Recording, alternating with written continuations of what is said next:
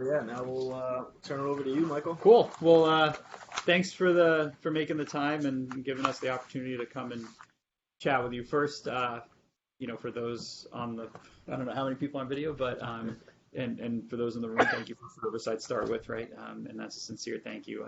It's something that from a veteran perspective, it's greatly appreciated and something that I think people don't. I'm not. I shouldn't say obviously. I'm not a veteran, Okay. but what it is that you've given to the country is just greatly appreciated, and so it's a sincere thank you. And that's not from Capital One. That's from Michael. Capital One too. You'll see what we do, but for me personally. So I figure what we do is small group. I have some slides just to kind of walk through, just to give you a little bit of an overview from Capital One, a little bit of my journey and history in Capital One. Um, a little bit about what we do from a veteran's perspective, and then talk about the different programs we have, from internships to how we hire full time, and how those programs work, and then make it a dialogue. So as we're going, if you have questions, don't wait for me to get through the however many slides there are. Feel free to stop me and ask questions as we're going. So it's more of a interactive session. So I figured agenda wise, like I said, I'll give you a little bit about me, just so you know a little bit of who you're talking to. So we'll start. I usually start with my dogs, but I'll start with my family first.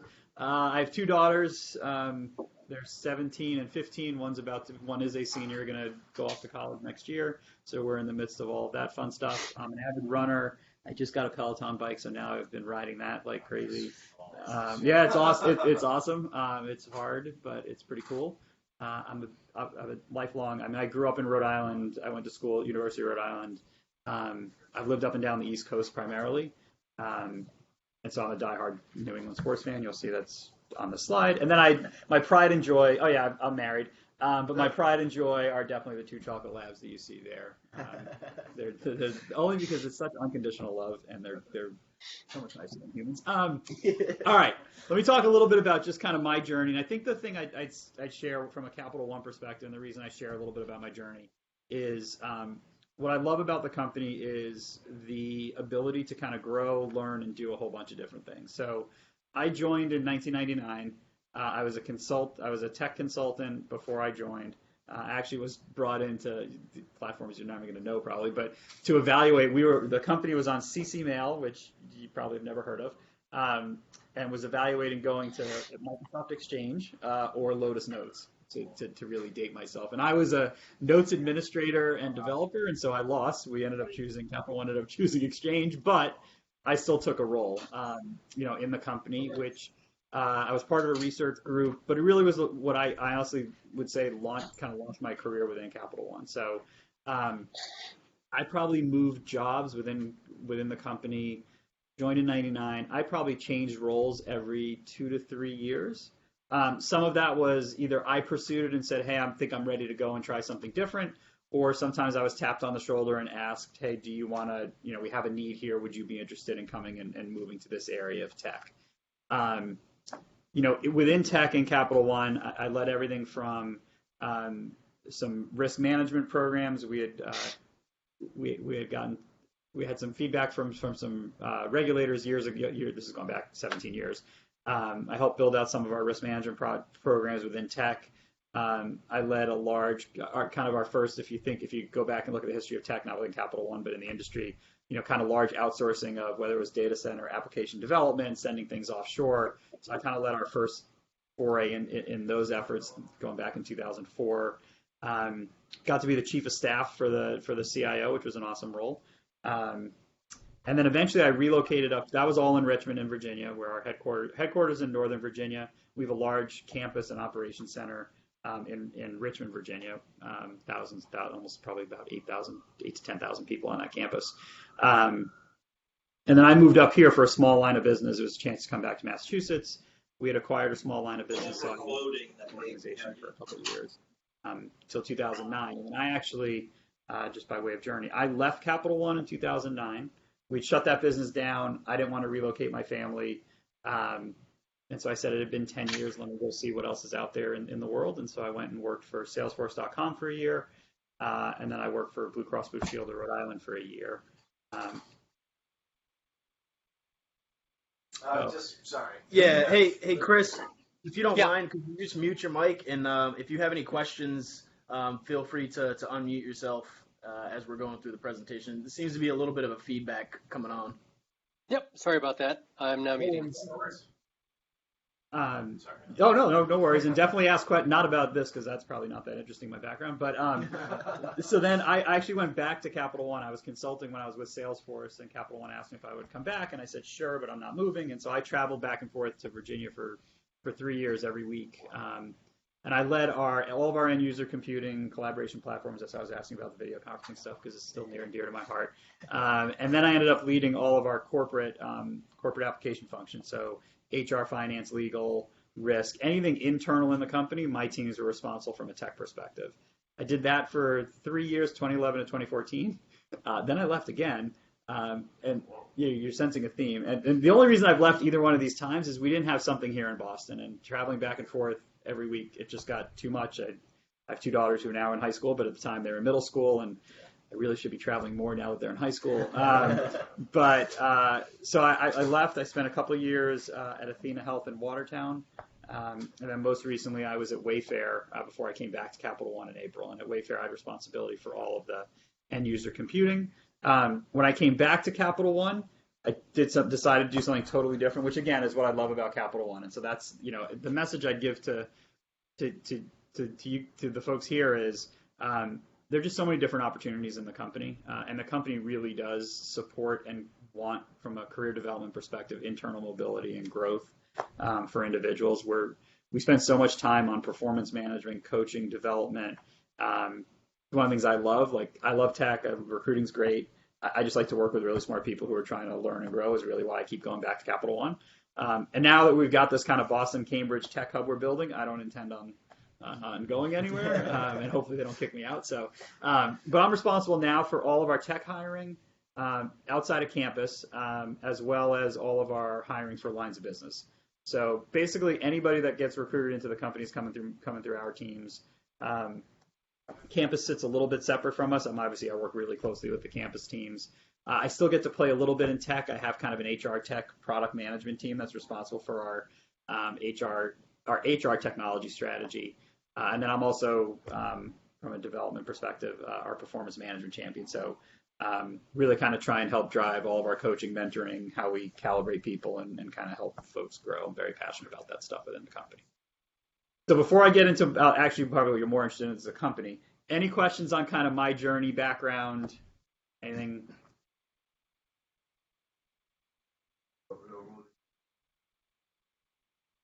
Yeah. No, the company. For the company, yeah. I happen to be based here, but no, I have responsibility for all of our hiring across I should say domestically. Yeah, UK, Canada, and Philippines are handled by more local teams. Although we do help a little bit with the Canadian recruiting, just because there will be some candidates who are interested in potentially, living in Toronto, and so if they are, then we help with that. But we work very closely with the other teams, but my teams aren't responsible for that. Yeah, so so our big people centers are really McLean, which is Northern Virginia, right outside of DC. That's corporate headquarters, and then it's Richmond, which is another big people center. Plano in Texas is our other big people center, and now I would argue New York has become a pretty big people center. We have several lines of business and a heavy concentration of employees and businesses in New York now too. And Boston, what we're building here is really, we're starting initially as really being more of a tech focused hub. But I think over time you'll see that change. There'll end up being lines of businesses that will also stand up product teams and kind of fully integrated teams over time. We're in Kendall right now in a temporary space because the building that we're going to be in is still under construction on the MIT campus, and we'll move into that building next October, so a year from now. Yeah, it's exciting. It's cool. Yeah, hate the red line, but it's cool. All right, let me give you a little bit about the company. And by the way, ask questions, whether it's about something pops in your head about kind of just my journey. And by way of background, I was not a tech major in college. I was a communications and marketing major. I was going to be a sports broadcaster. That was what I wanted to go off and do. And then I realized I don't have any skills to do that. So I ended up doing sales out of college and selling for a tech company. And that's how I got interested in the whole tech thing. So Nice. by way of. All right. So just a little bit about Capital One, just to share. If you may already know all this, so I won't spend a ton of time. I think the things that I also love about the company that have brought me back several times, every company I'm sure has their pitch that they make, right? But I do think we really, from a customer perspective, care about our customers. Sure, we're a bank. Now we say we're a tech company that happens to be in financial services, right? Because we are so heavily focused on tech. But we are always about making sure that we go from the customer back and what matters to the customer.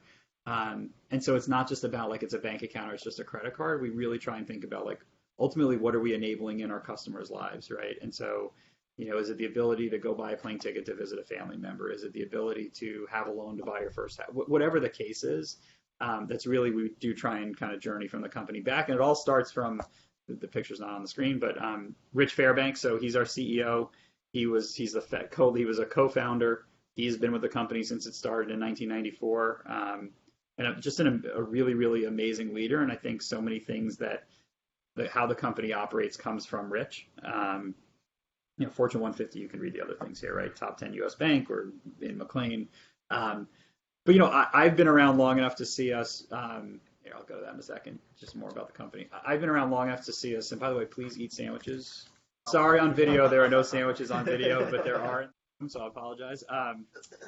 I've seen us make choices where we will have made less revenue because it was the right thing to do for the customer. And I've seen us do it on a number of occasions where other card companies, certain practices, we just don't think it's the right thing to do it for the customer. And by the way, those other companies are making a ton of money. It's not like it's illegal.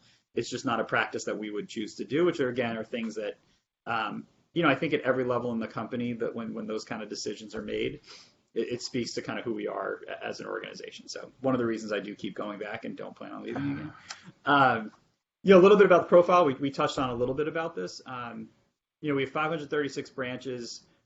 Those are full branches, so not like Boston. So Boston is the heaviest concentration, by the way, of cafes. So the Capital One cafes, we're up to 9 now in the greater Boston area, I think, and I think growing still.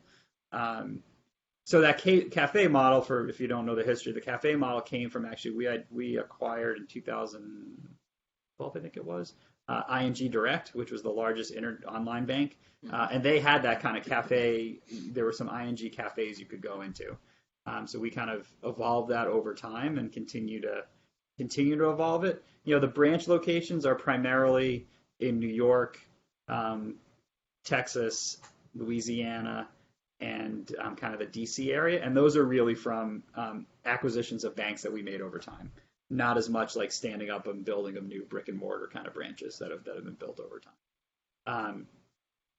You can see, you can see that from the associate population, the majority are U.S. based. If you just look at those numbers, right? Like we don't have that many. I shouldn't say that. We have almost 8,000 people that are in other locations, but primarily we're a U.S. based organization. We have a fairly large card business in the UK and in Canada. India and Philippines are primarily operation centers for us that we use for some back office operations. I do think the community investment is one thing I'd call out and highlight. Everybody is given time to volunteer and donate hours. We do matching of donations for employees, and it's not something that anybody ever feels like you're obligated to do. It's stuff that people want to do, right? So, whether that's Toys for Tots kind of thing, whether it's actually, you'll see it on one of the other upcoming slides, there are care packages we do for the military, for military families over at different points during the year. Habitat for Humanity is another big one where teams will take a day and we'll go off, for a full day and kind of donate their time. And one, it's great team building. Two, it's giving back to the community we're in. We'll start to do more of that in Boston. I mean, honestly, we're still trying to build our presence and our brand here. But if you go down to Richmond, where we're the largest employer, you'll see Capital One teams in the community almost every day doing something, which is pretty cool. And not every company does it. So in terms of just core businesses, I mean, it's really kind of across 3 dimensions. Obviously, credit cards. What's in your wallet? Ha ha ha. Can't believe no one's asked me that yet. That's everybody's when they first hear what company we're. Oh, what's in your wallet? But I mean, probably what broke Capital One onto the scene just from a history perspective was the balance transfer. So Capital One was actually the first company to do balance transfer back in the. It was actually, I think it was 98 or 97 or something like that. It was the first company that did it. But now obviously everybody does it. So domestically, internationally, from a card perspective, you probably just saw the announcement. We're now Walmart's card of, we now do the co-branded card with Walmart. Then if you take, and that's obviously, that's the biggest portion of our revenue is the card business at the end of the day. Consumer banking. So this is an area we continue to grow in. It really serves as a source of funding for us, right? To be able to do the consumer loans and be able to do the credit cards is by taking the deposits through the banking through the banking system. In terms of our experiences, we really want the experience to be the same as if you open the account on your mobile device versus walking into a cafe. And it really essentially is like if you go to one of the cafes and you were to open an account, they're basically going to do it on an iPad with you, and it's pretty much the same experience as if you went out to the website or used one of the apps. We are a digital first company, so I mean, we really have made this transition to being really focused on tech. I mean, I'll tell you, since I do all the hiring, I mean, the amount of tech hiring we've done in the last 2 years is crazy. And that'll continue. Like, we'll continue to invest in tech. I mean, the biggest places from a recruiting perspective are tech, product management, just because of the alignment between everything we do is agile. So having those product management focused teams are important. And then obviously our business analyst, our BAs, it's kind of a core competency for us in terms of just credit management, risk management, those kind of things. And then the last piece is, we also have a very large auto lending business, and then the commercial bank. We have a big commercial bank presence. We do have some commercial banking teams here in Boston, not co-located with us. They're kind of spread throughout Boston. And then a really large commercial bank presence in New York is probably our biggest commercial, as you can imagine, location for commercial banking.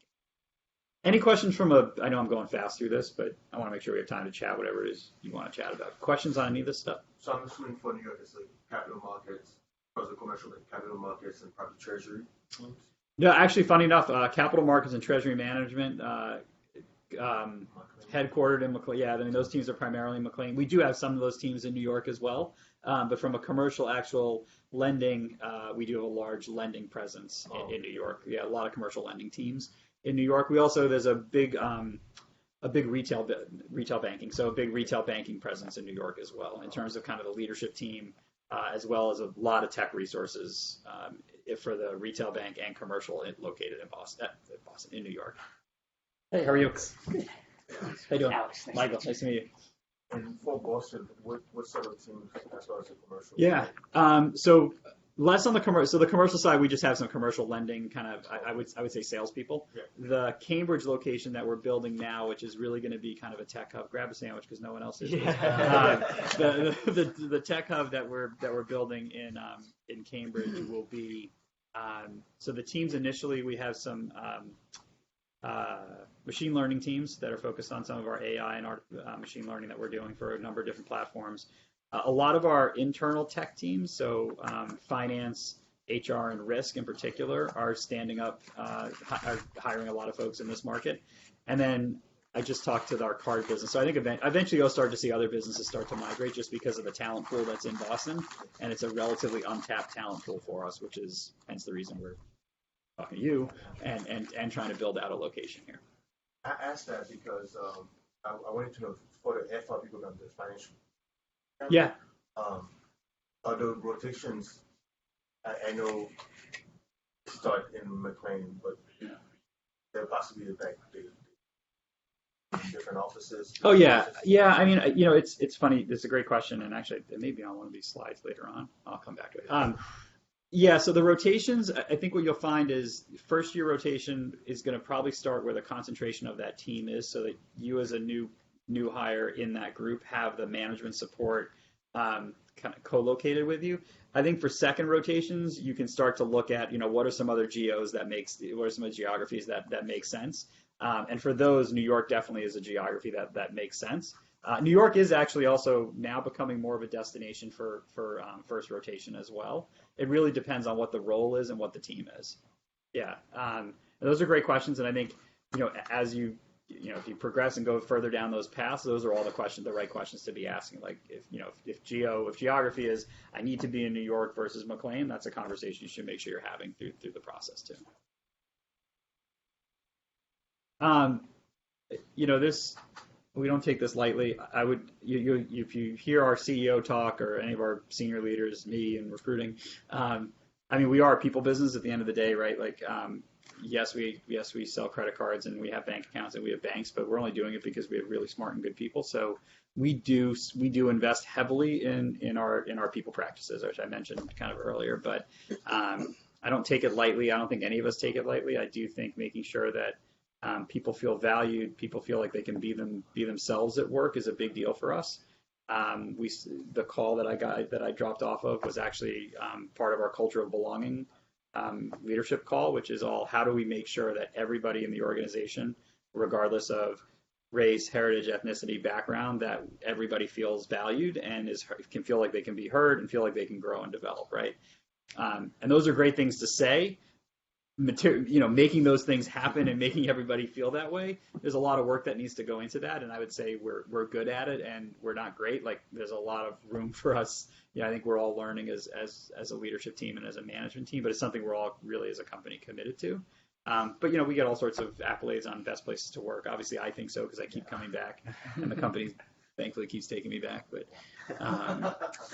so let's talk a little bit about those groups, right? And so this is a quote from Rich, our CEO, right? Diversity in all forms, diversity of people, and diversity of thought, foundational part of who we are and how we work. I don't take that lightly, and I think what you see, not just me, we don't take it lightly. I think what you see is a good collection of when you look at how teams are formed. There's usually a good diversity of and I say diversity, I don't necessarily mean ethnicity, religion. I mean like diversity of thought and wanting people who will come with a different kind of a different lens on how do we solve problems, right? Because if it's everybody's thinking the same way, And they just look different. right, yeah, exactly. Right, yeah, Usually yeah. the problems end up just still being the same problem. So this is again a big focal point for us, and one of the ways that we support, whether it's Hispanic, whether it's our veterans and our military families, is we have these business resource groups, and so these groups are really so just from a construct perspective. There's a senior leader, and when I say senior leader, I mean usually executive committee or right below executive committee member who is the executive sponsor for one of these business resource groups. So as an example, on the next slide you'll see it's John Finneran for the Salute BRG. But these are groups that are meant to bring people of like groups together to be able to talk about what are the things in Capital One that we think we do really well? What are the things we think we need to be better at in Capital One to support whatever the specific group is? And then it's also for each one of them, how do they give back to their individual communities through these groups, right? Whether that's through celebrations, giving back in the community, doing things internally and doing things externally.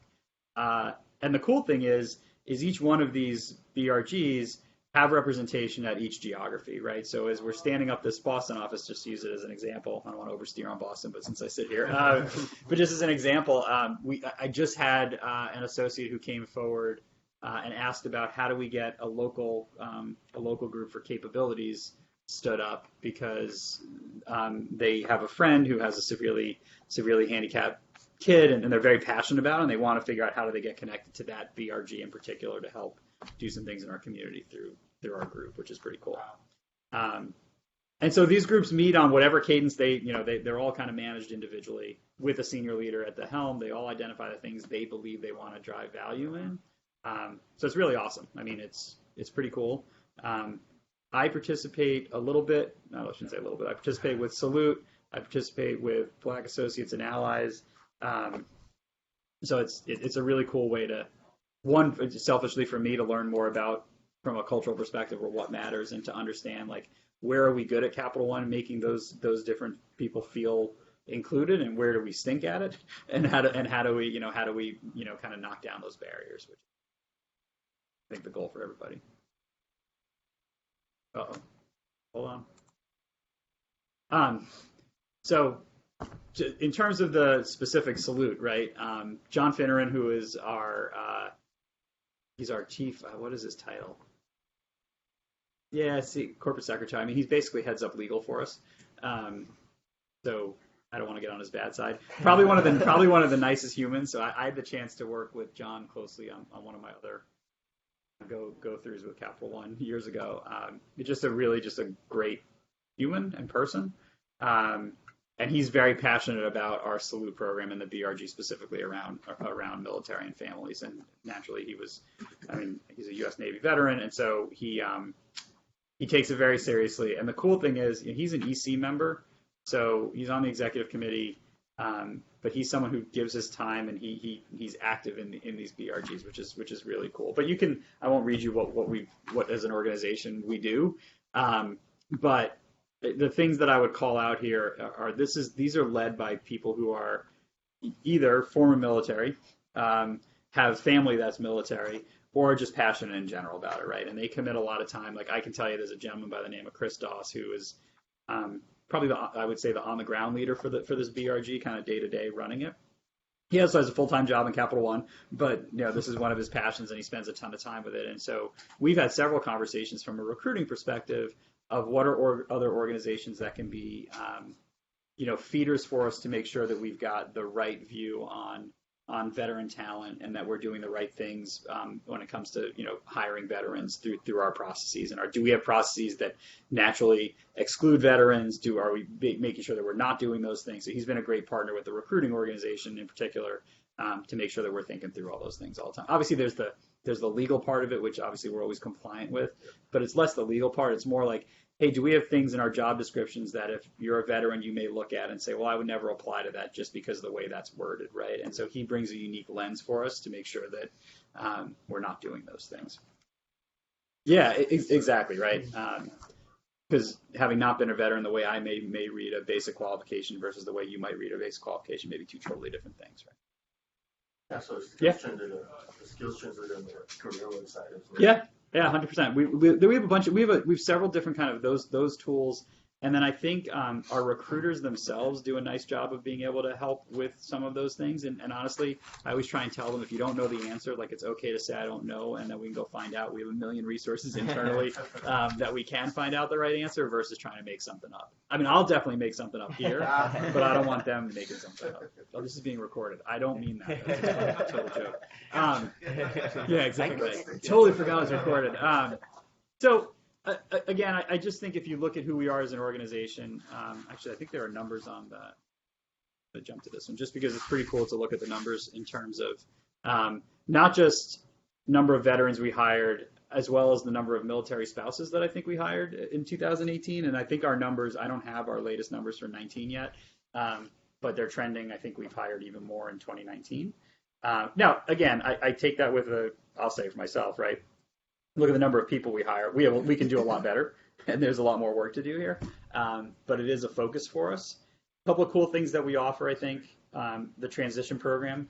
So this is really a program to help, again, back to that skills translation, to just not assume that what you learned in the military is, I could use an example, how you may have handled cybersecurity in the military versus coming into the private sector.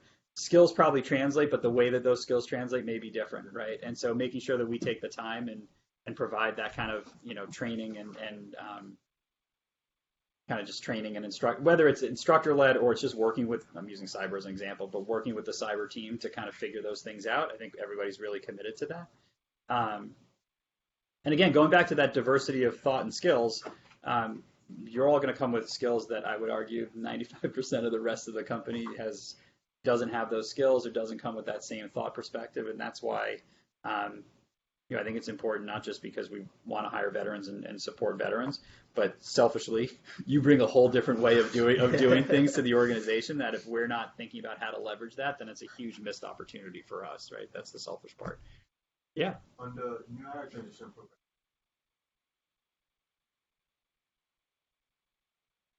Yeah, that shouldn't matter whether you're coming through TDP, which is the tech program, or our ADP, which is I'm going to forget what ADP stands for. Come back to that. I'll come back to it. But yes, that's PDM. That's our project management one. Our ADP is our analyst development program. Oh, yeah. So that's for our BAs. Well, I should know that because they're so important.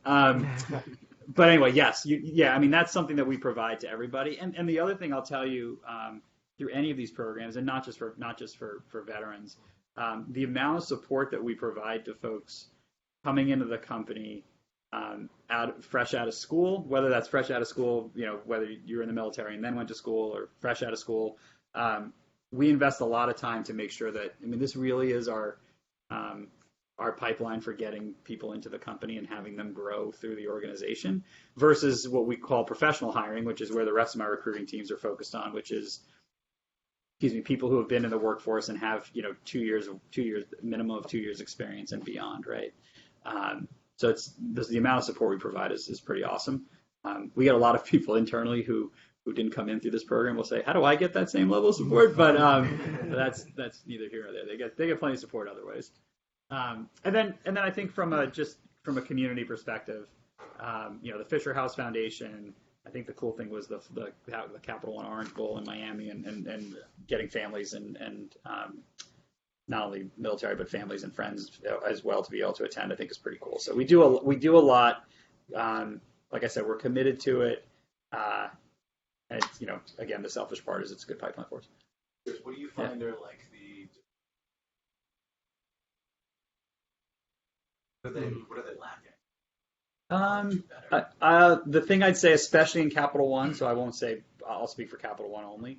We are a really collaborative, consensus-driven, and not a top-down, like, you report to me, therefore I'm going to tell you what to do. And I think what we see sometimes is, and this, by the way, isn't just military, but in particular for military, I think I can already see how that could do.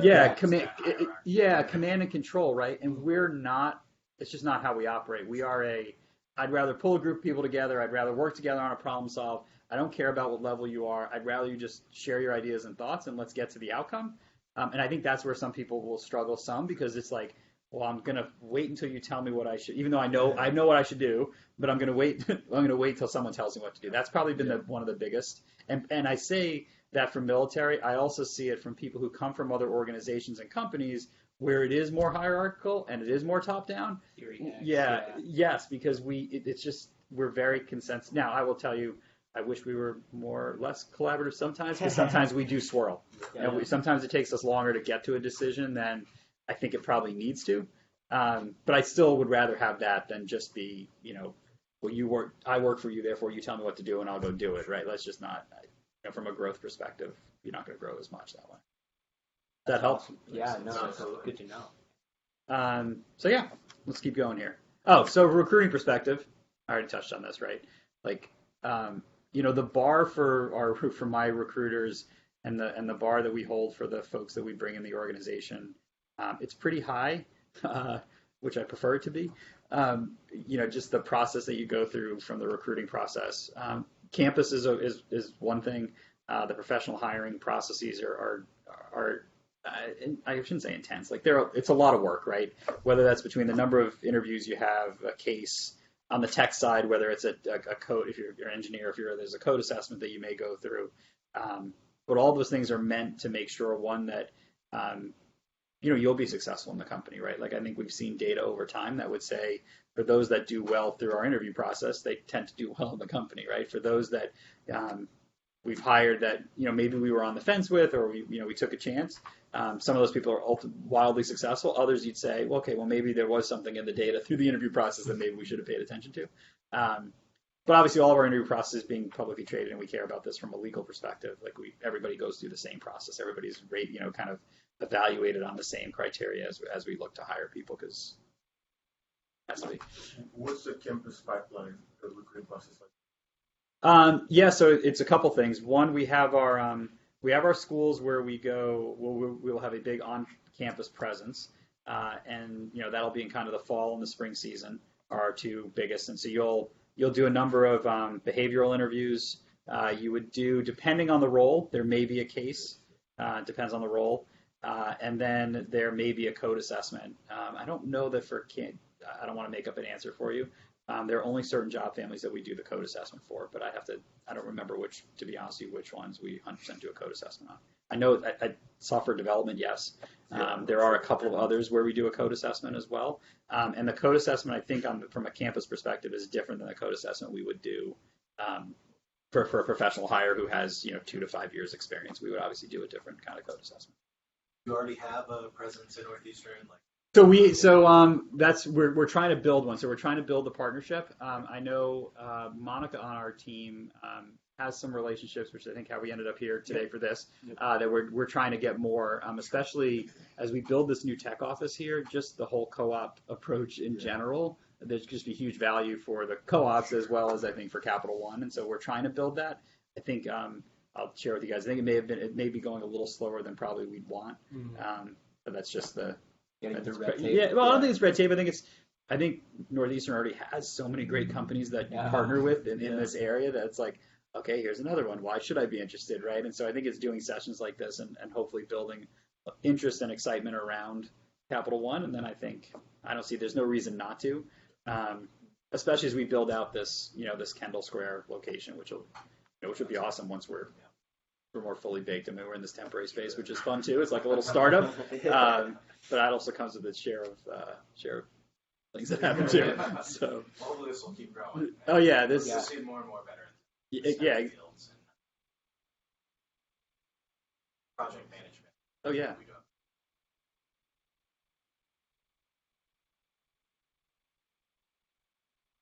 That's great. We hire. I mean, again, if you want to talk like job families that we deeply forgetting, I don't mean forgetting, but outside of just veterans, but in general, tech obviously on the software engineering side, cyber in particular, more cyber, cybersecurity, and then product management as well as project management, and then like I said, the BAs, which you'll see on the number of different kind of opportunities we have. So we really hire for undergrads kind of through 2 channels. One is the summer internship for those that are more underclassmen than ready to come take a full-time role. We really view the summer internships. Ideally, we want people to, 1, love it, 2, be really successful so that ultimately the summer interns turn into full-time campus hires for us the following year. That's the goal. What you don't see on the summer internships, you don't see Boston listed as a destination right now. I think that'll change over time. But right now, the summer interns really spend a lot of time as an intern community. And so having 1 or 2 interns here, they probably wouldn't feel as much as part of that community, which is why you don't see Boston on here yet. I think over time, as we build this office out, I mean, this office is supposed to grow between like 500 or 600 people in the next 2 years or so. So I think once you have mass like that, then you'll see that added from a summer internship perspective. But yeah, so it's internships and then to full-time roles. You don't have to have been an intern for us to be a campus full-time hire. It is definitely a feeder pool for us, and we want the internship to go well to feed that program ultimately too. Because as you know, it's extremely competitive. Trying to get really good college, both veteran and campus talent is just every company's going after them. We're the best choice, just hypothetically. I think a couple cool things, and I joke about this because when I did my internship in school, I think I may have actually photocopied the phone book. That is not what our internships are meant to be. We really do. We give meaningful work, ownership of projects, ownership of deliverables during the both, I would say, the internship, but then also as a rotational program in your first year. It's not like you're going to onboard and then like sit back and watch people do stuff or be given, here is something that's more administrative in nature. I think you can handle that. We tend to throw people to the wolves in a good way. And I think what comes with that, I'll tell you, because I'm working with a campus hire now, not a veteran, but I have a campus hire that I mentor. He doesn't work on my team, but each campus hire, whether military or non-military, gets a senior leader mentor to partner with them. So I spend, I probably meet with him every other week for just like 30 minutes, 45 minutes, and it's really just for him to tell me what's going on with his projects, me to offer any guidance if I can offer guidance to him. But he's been awesome, and I just the energy that I think come with is just a huge lift to the teams. It says exceptional managers. Yes, they're not all exceptional. They're all really good. We have some exceptional managers, but the mentorship, the partnership with the business, Yeah, I can't say enough about the campus programs and whether that's internship or full time. They're great, and the commitment that we have in these 2-year rotations. The hardest part, I will tell you, is most teams hate the end of the first year rotation because they know they're losing the person. And by the time, if you think about it, you've been with that group for a year, you've probably become really productive at what you do. You're a really integral part of that team at this point. And now it's like, typically for the person, it's exciting because now I get to go do something else and let me go learn something else. For the team you're part of, they're typically like, oh, really, you're leaving? Wait. And train someone else. right, exactly. But it's such a great program for bringing in new talent and fresh ideas that everybody gets it. It's just that end of that first rotation, it's usually a little sad. And then at the end of the second rotation, typically what happens is you end up in your placement. That usually is the group that you'll end up like staying with.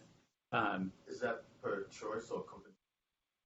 A combination of both, right? Like we'll certainly take into account kind of what your interests are, but then we'll have to match it to where there's an actual need, right? Like if I'm interested in, I don't really have any skills, so I'm a bad example. But if you had I'll give you an example. If you had skills like, and you're really great with cybersecurity, but you said I'm more interested in going and learning to be a BA.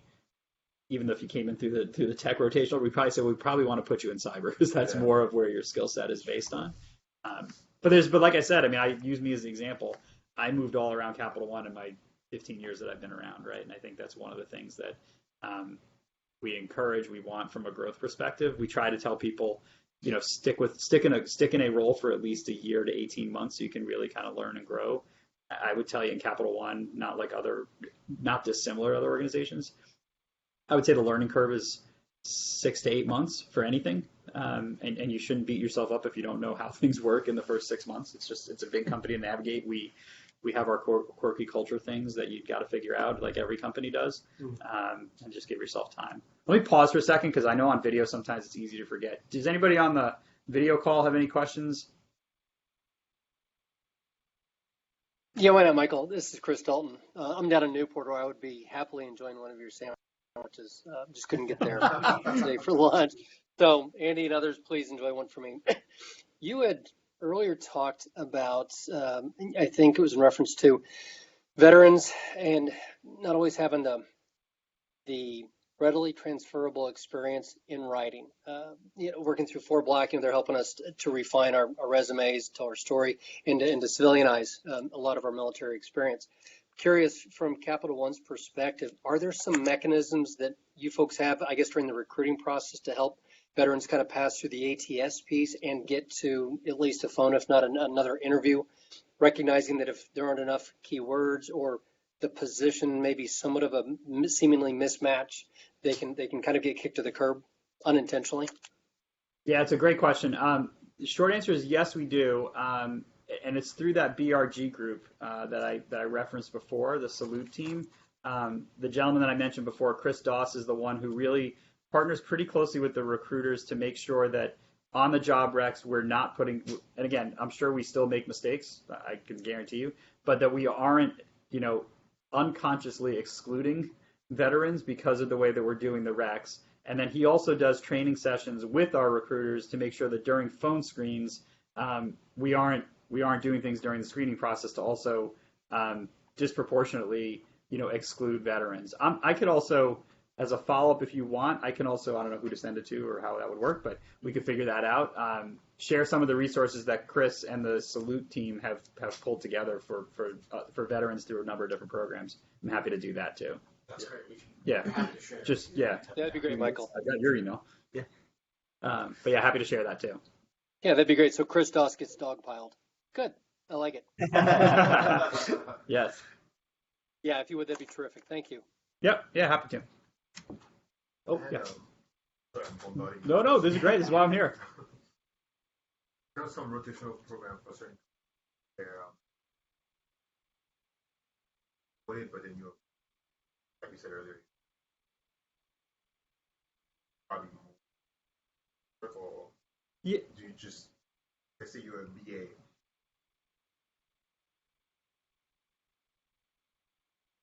continuing as a BA, whichever line of business?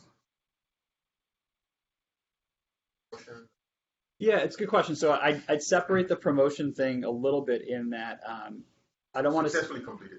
So. Yeah, no, I do. I'm assuming that I'm assuming you're doing well when you're asking the question. So let's say you're doing well and the rotation's going well. I don't think there's an automatic that says at the end of your 2-year rotation you are definitely 100% getting promoted, right? Okay. I will tell you that I think in a lot of cases that is the case because you will spend 2 years at the associate level and you're probably ready to be a senior associate, assuming you're doing well, right? But what I wouldn't tell you is that like it's an automatic yes, you're promoted.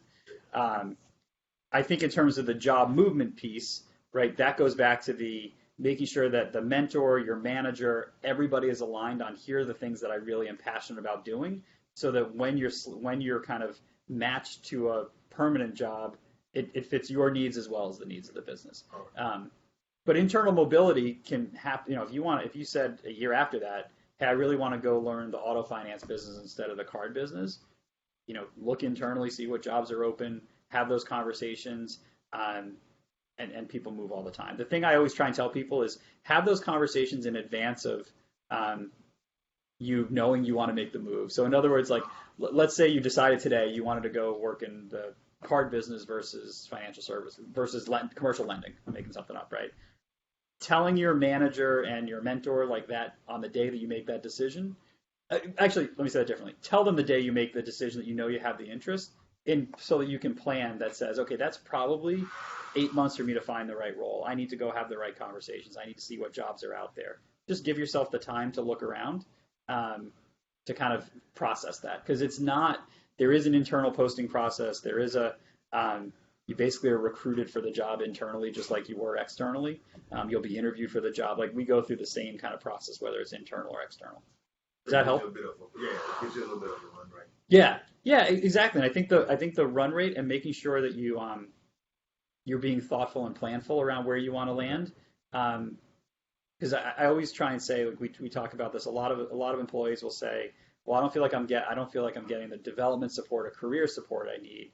And my answer to that, I shouldn't say always, a lot of times is, well, you have to be involved in that process too, right? Like I'm here as the manager to help knock down the barriers, give you the resources you need to get where you want to get to.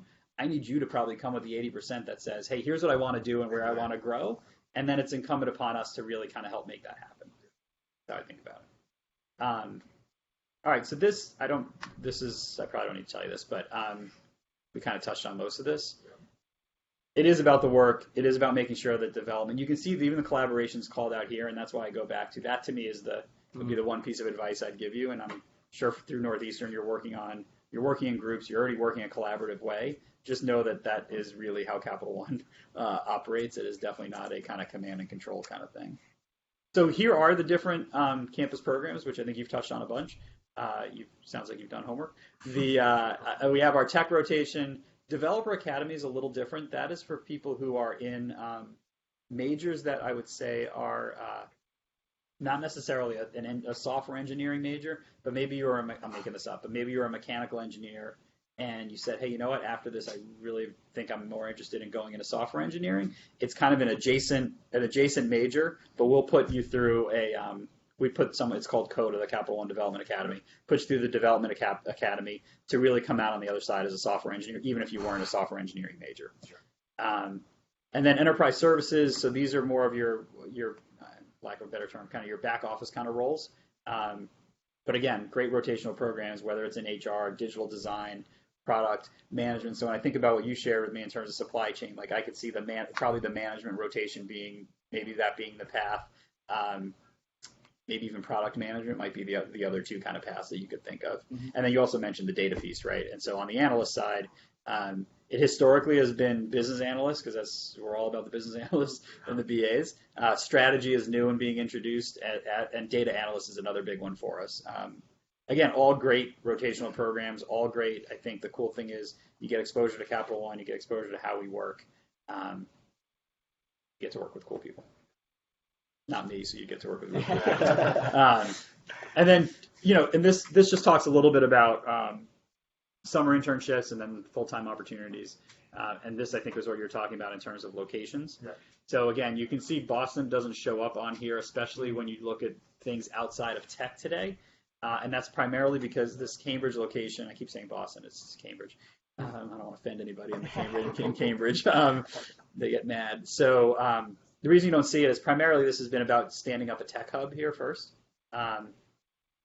Once you start to see other groups come and other lines of businesses, you'll see eventually we'll have product management, internships, and full-time kind of roles. We actually have a couple of full-time product management roles here in Boston that we are trying to hire. But that's kind of more senior level experienced folks that we're looking. Just keep an eye on that blue part in the bottom. So we have this, I think I shared with you, but maybe not. There's kind of this window that says either it's like you're about to graduate and you're coming through campus program, or you've recently graduated within like the last year to 18 months, and you can still come in through the campus and the rotational programs.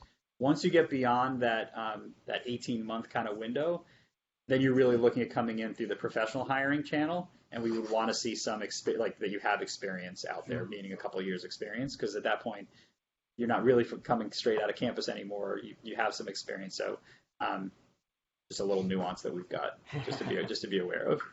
Also for the rotational program, do they have like hard set dates, start dates? So yeah, so it's don't hold me to the dates, but it's typically our two biggest onboarding classes are May and June, or June I think, and then we have another huge class that joins us in September, and same for the interns. But I can get you. I'll get you the actual dates of what the months at least are. Oh, that was the last of my slides. All right, we've got 4 minutes. But first, let me make sure, because it wasn't on any of these slides. Let me give you my email info so that you've got that. Because honestly, feel free. Like if things come up as you're thinking through this, just email me, and I'm happy to answer the questions or put in touch with someone who knows how to answer the questions. It's Michael, so Michael Benadon, Benadon. And that's just at CapitalOne.com. So feel free. I will get, and it was Chris, is that who asked the question on the video? Yep. Yeah. Chris, I will get you some more information about what we talked about. I'll talk to Chris Doss on my team and see what I can get back for you on your question. Thanks, Michael. I'm also going to shoot you an email asking about the PMP Agile piece you talked about earlier, but to save some time. So I'll shoot you a separate offline question on that. Awesome. Yeah, send it my way. Did you say you're in Newport? Yeah. Ah, I'm jealous. I went to school and I went to URI and I grew up in Rhode Island, so yeah. We have a small house in Narragansett also, so we spent our first summer there this year. So now I'm jealous. Oh, I love it. I'm a transplant. You saw the house, I'm not jealous. But yeah, I love Newport. Oh, and totally. Chris is down at the Naval War College. That's what I figured when you said Newport. Yeah. Very cool. Yeah. So who just asked that question? Was that Chris Dalton? Oh, Chris Dalton, yeah. So Chris, I'm not sure if you were aware this past summer, we offered an Agile certification for Northeastern. So, it's $12,000 certification through the school. It's like, kind of offered pro bono. So it's the course over the weekend and get certified at the end of it. When does the next iteration go?